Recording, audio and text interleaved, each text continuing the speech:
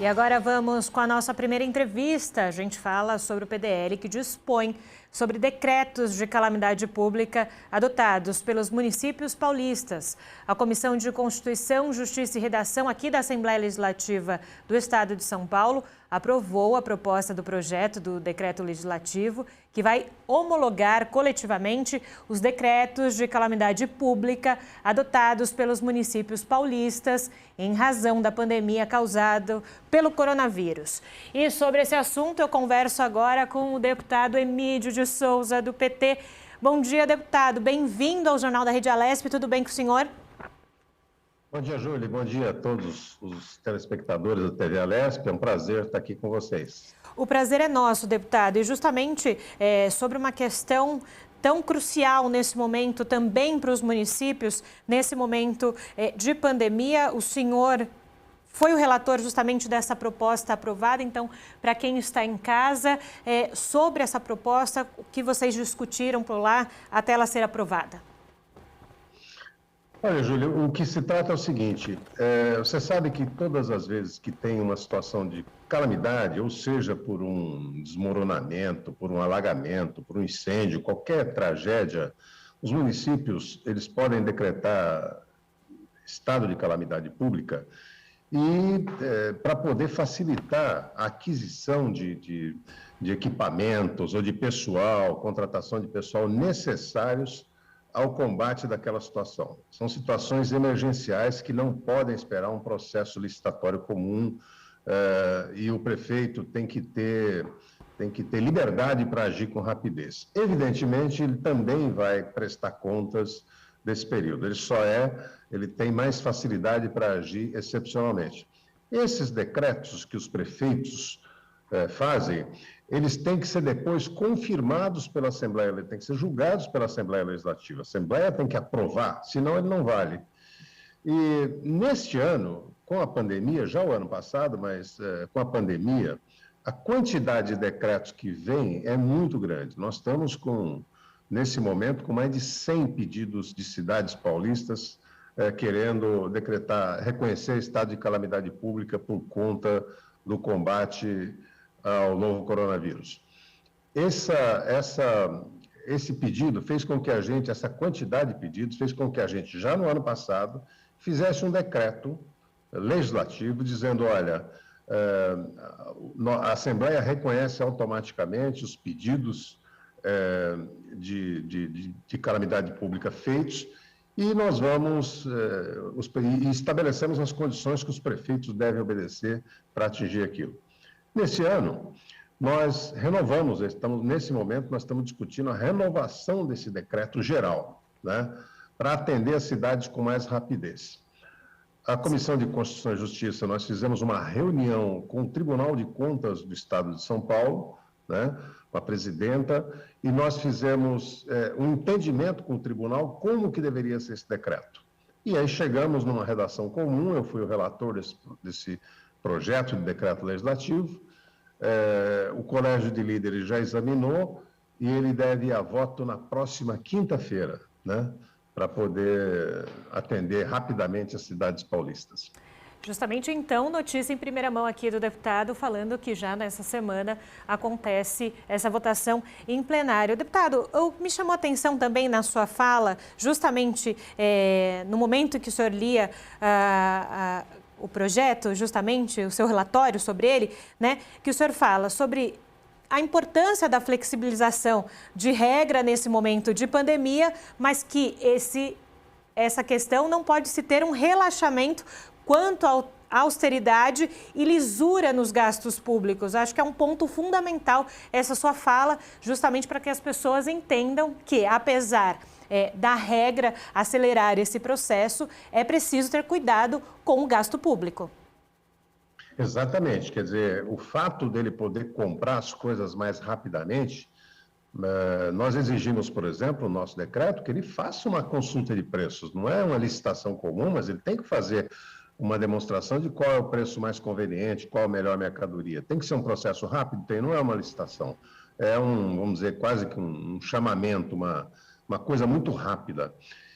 para poder atender rápido, né? Porque você tem equipamentos a comprar, você tem luvas, você tem álcool gel, você tem profissionais que você precisa contratar, e você tem também o atendimento emergencial às famílias que estão em dificuldades, que muitas vezes tem que se comprar rápido. Agora, isso não é carta branca para prefeito nenhum no estado de São Paulo comprar coisas acima do preço, praticar atos atentatórios à moralidade pública. Ao contrário, eles vão ser responsabilizados da mesma forma pelo Tribunal de Contas do Estado, se agirem em desconformidade com a lei. A única coisa que se faz é o seguinte: ao invés de fazer um processo normal de licitação que levaria meses, ele fica autorizado a dispensar essa licitação, fazer uma coisa mais rápida. Agora, os preços praticados terão que ser o do mercado. Isso não isenta nenhum prefeito com essa responsabilidade, que é uma exigência da moralidade pública. O que nós estamos fazendo é apenas acelerar para que as prefeituras tenham condição de atender mais rapidamente os munícipes atingidos pela calamidade da Covid-19. E aí, deputado, nós entramos numa outra questão, né, sobre a lei de responsabilidade fiscal, que é muito importante, né? É uma palavra que a gente usa muito, a importância, mas que dirige aos administradores públicos, eles precisam seguir essa lei, né? Nesse momento de pandemia, qual a análise que o senhor faz justamente dessa lei de responsabilidade fiscal praticada pelos municípios? Eu acho, Júlio, que é uma discussão que vai ter que ser feita com muita calma. Nós até chegamos a conversar sobre isso lá na reunião com o Tribunal de Contas. Eu acho que essa pandemia vai gerar diversos problemas de ordem fiscal, legal, que nós vamos ter que enfrentar no momento certo. O momento agora é de socorrer as pessoas, é de vacinar o mais rápido possível, é de atender as famílias em dificuldades, é de melhorar o sistema de saúde, fazer tudo que tiver ao alcance do poder público. Depois, nós vamos ter que lidar com as consequências disso, né? Então, por exemplo, quem eventualmente praticar preços acima do mercado terá que responder por isso, né? Da mesma forma que se responde. Quer dizer, a agilidade é para fazer as coisas rápido, mas corretamente. Não é para aproveitar dessa brecha para fazer qualquer coisa errada. Com relação à lei de responsabilidade fiscal, como é uma lei federal, ela terá que passar por adaptações para esse período, na minha opinião. Por quê? Porque, veja, por exemplo, o caso, vamos dizer, por exemplo, o gasto com educação. Com escolas fechadas o ano passado inteiro, muito embora os salários dos professores continuam sendo pagos, muito embora muitos municípios continuaram oferecendo merenda para os alunos, a verdade é que isso deve ter diminuído os gastos com educação.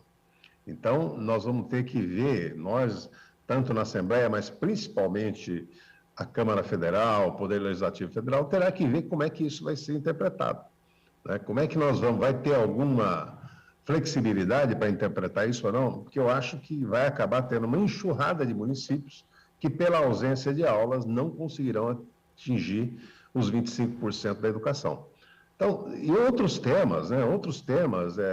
A quantidade de recursos, despesas ordinárias que teriam que estar de acordo, podem não estar de acordo, porque a verdade é que a pandemia também desorganiza as finanças públicas dos municípios e terá que ser tratado dessa forma. A emergência se trata com emergência, mas é uma questão que ainda vai se discutir.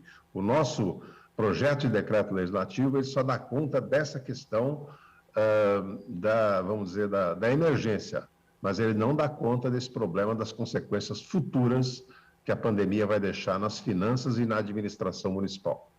Agora, o senhor falou no início aqui da nossa entrevista justamente sobre essa interlocução com o Tribunal de Contas do Estado, né, o quanto eles foram importantes também para a redação final desse decreto. Essa interlocução legislativo-Tribunal de Contas, não é? Porque o tribunal tem, por si só, regularizar e analisar essas contas dos 644 municípios. Lembrando, aqui a cidade de São Paulo tem o seu órgão, que é o Tribunal de Contas do município. É assim, Julie, o tribunal, ele cuida, além do governo do estado, todas as estatais paulistas, de metrô, a CPTM, todas, ele cuida dos 644 municípios. O único que está fora é a capital, que tem um Tribunal de Contas próprio. Nós, nessa questão, o tribunal, né, ele precisa ser enxergado assim, ele é um órgão auxiliar da Assembleia Legislativa de São Paulo. Ele é um órgão que cuida das contas como um órgão auxiliar da Assembleia. Então, a Assembleia, evidentemente, ao tratar de uma situação como essa, né, dos municípios, ele tem que cuidar, estar em sintonia com o que diz o Tribunal de Contas do Estado, com o que pretende, com as normas que ele tem de finanças públicas. Então, é uma coisa que me parece que assim, é muito útil. Porque até agora, o que acontecia? Um município X entrava com pedido na Assembleia, falava da situação, nós tínhamos que ficar pedindo documentação para ele, olha, precisa provar que está em calamidade, qual a situação, qual o número de internados, qual o número de pessoas em dificuldade financeira, quantos leitos de UTI estão faltando nesse município. E aí nós ficamos, acaba levando um tempo muito grande, esse fluxo de informações, para poder aprovar o projeto. Hoje, o Tribunal de Contas do Estado, ele possui um portal, dentro do site dele, você vai encontrar lá o portal da Covid. O portal da Covid tem todas as informações da situação da Covid nos 644 municípios do estado. Casos confirmados, óbitos, leitos, como é que está isso, qual a situação do município, a receita dele, como é que ele está, quanto dinheiro ele está recebendo, tudo isso está ali. Né? E o tribunal está exercendo, inclusive, uma averiguação em tempo real dos gastos de alguns municípios. Não do todo, mas por amostragem. Você tem uma verificação real. Então, qualquer cidadão que entrar lá, ele vai ver no portal da Covid, ele vai ver a situação da Covid no estado de São Paulo. Enfim, eu acho que é um trabalho conjunto que a Assembleia está fazendo com o tribunal, ele é o órgão auxiliar nosso, e acho que tem sido muito importante. A direção do tribunal está de parabéns pelo trabalho que está fazendo lá, um trabalho altamente profissionalizado. E, vamos dizer, eu acho que essa aprovação desse PDL vai dar um fôlego para as prefeituras paulistas que estão precisando agir com rapidez no combate à Covid-19. Perfeito. Deputado Emídio de Souza, muito obrigada pela sua contribuição aqui no Jornal da Rede Alesp. Sempre muito bem-vindo aqui com a gente. Olha, muito obrigado a você, muito obrigado também a todos os telespectadores e eu fico à disposição para vocês.